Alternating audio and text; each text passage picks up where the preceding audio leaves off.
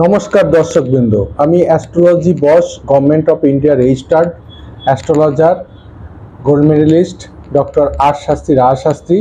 আজকে শুভ পঞ্চমী, তাই আমার পক্ষ থেকে এবং আমার চ্যানেলের পক্ষ থেকে সকল দর্শকবৃন্দকে আজকে শুভ দুর্গা পঞ্চমীর প্রীতি শুভেচ্ছা, আন্তরিক অভিনন্দন।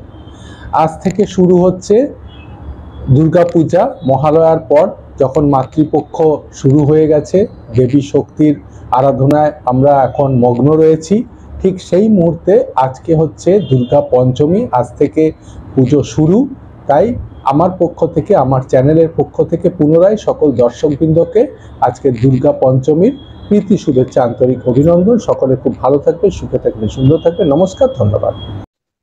নমস্কার, শুভ মহাপঞ্চমী।